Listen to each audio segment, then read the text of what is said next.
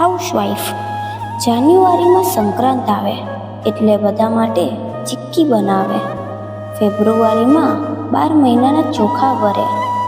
March, April અને મેમાં હવેજ ભરે, ઘઉં ભરે અને અથાણાં બનાવે. જૂન અને જુલાઈમાં ચોમાસું આવે એટલે બધાને મન થાય ત્યારે ગરમ ભજીયા બનાવે અને ભીના કપડાં આઘા પાછા કરીને પહેરવા લાયક કરે. ઓગસ્ટમાં ધાર્મિક તહેવાર આવે એટલે જરૂરી વસ્તુ ભરે અને ઘરની સાફ સફાઈ કરે. સપ્ટેમ્બરમાં નવરાત્રિ આવે એટલે પોતાના શોખ કરતાં છોકરાઓના ટાઈમ સાચવે. ઓક્ટોબરમાં દિવાળી આવે એટલે ઘરની સાફ સફાઈ કરે અને નાસ્તા બનાવે.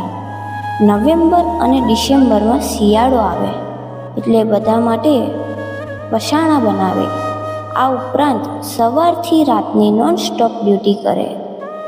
શાકભાજી લાવવાથી રસોઈ બનાવવાની, છોકરાઓને મોટા કરવાથી છોકરાઓને ભણવાની, હસબન્ડના પસંદથી લઈને હસબન્ડના સ્વભાવને સાચવવાની, સાસુ સસરાની સેવાથી લઈને એમનો ટાઈમ સાચવવાનો, વ્યવહારિક પ્રસંગોમાં હાજરી આપવાની. તોય અંતે શું સાંભળવા મળે? તમે ક્યાં બહાર જઈને કમાવ છો? તમે તો હાઉસવાઈફ છો.